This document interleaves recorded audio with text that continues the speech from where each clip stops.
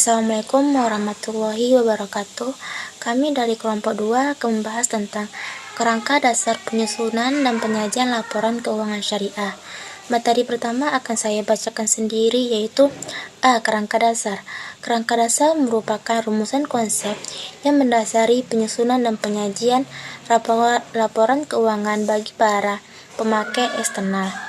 Ada penyebab karakteristik antara bisnis yang berlandaskan pada syariah dengan bisnis konvensional, menyebabkan Ikatan Akuntan Indonesia atau IAI melakukan kerangka dasar penyusunan dan penyajian laporan keuangan bank syariah pada tahun 2002.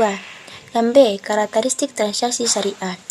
Ada asas transaksi syariah harus memenuhi karakteristik dan persyaratan sebagai berikut. Yang pertama yaitu transaksi hanya dilakukan antara prinsip saling paham dan saling ridho.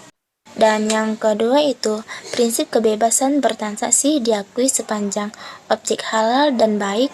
Yang ketiga itu uang hanya berfungsi sebagai alat tukar saja. Yang keempat yaitu tidak mengandung unsur riba dan tidak mengandung unsur kezaliman. Sekian dari saya, materi selanjutnya akan dibahas oleh Citra Dwi Anggina. Saya akan melanjutkan pembacaan materi yang C, yaitu laporan keuangan entitas syariah. Pada PSAK 101 mengatur tentang persyaratan penyajian laporan keuangan, struktur laporan keuangan, dan persyaratan minimal isi laporan keuangan umum membandingkan baik dengan laporan keuangan periode sebelumnya maupun dengan laporan keuangan entitas syariah. Tujuan umum laporan keuangan entitas syariah sesuai PSAK 101 adalah untuk memberikan informasi mengenai posisi keuangan, kinerja keuangan, dan arus kas entitas syariah yang bermanfaat bagi sebagian besar pengguna laporan keuangan dalam membuat keputusan ekonomi. Selanjutnya, di samping tujuan umum itu, menurut PSAK 101, laporan keuangan entitas syariah juga memiliki tujuan lain, yaitu pertama, meningkatkan kepatuhan terhadap prinsip syariah dalam semua transaksi dan kegiatan. Kedua, yaitu mengetahui informasi kepatuhan entitas syariah terhadap prinsip syariah serta informasi aset, kewajiban, pendapatan, dan beban yang tidak sesuai dengan prinsip syariah bila ada. Tiga, yaitu informasi mengenai tingkat keuntungan investasi yang diperoleh penanaman modal dan pemilik dana syirkah temporer. Materi yang D, yaitu laporan keuangan bank syariah. Menurut PSAK 101 tentang penyajian laporan keuangan syariah ini memuat tujuan laporan keuangan tentang karakteristik umum, perubahan dalam kebijakan akuntansi keuangan. PSAK 101 juga memuat ilustrasi format laporan keuangan beberapa entitas syariah seperti bank syariah dan asuransi syariah serta amil zakat.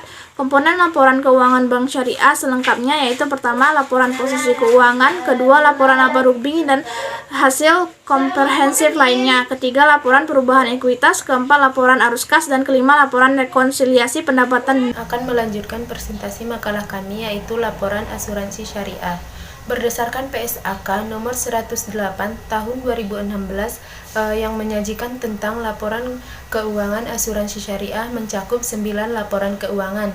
Yang pertama, laporan posisi keuangan ataupun neraca yang di dalamnya memuat beberapa akun, diantaranya aset, kewajiban, dana nasabah, serta modal. Yang kedua, laporan SAR plus defisit, underwriting, dan dana tabarruk. Yang ketiga, laporan perubahan dana tabarruk. Selanjutnya, laporan laba rugi dan penghasilan komprehensif, laporan perubahan ekuitas, laporan arus kas, laporan sumber dan penggunaan dana zakat, laporan sumber dan penggunaan dana kebajikan, serta catatan atas laporan keuangan. Selanjutnya yaitu laporan keuangan amil. Laporan keuangan amil ini menggambarkan informasi yang menunjukkan posisi keuangan, kinerja, serta perubahan posisi keuangan LAS ataupun BASNAS yang menjadi bahan pertimbangan bagi masyarakat untuk mengambil sebuah keputusan. Yang selanjutnya yaitu konsep dasar akuntansi menurut AAOFI dan pemikiran Islam. Syarat kualitatif laporan keuangan menurut AAOFI yaitu relevan, dapat diandalkan, dapat dibandingkan, serta konsisten. Sekian penyampaian dari kami, saya akhiri. Wassalamualaikum warahmatullahi wabarakatuh.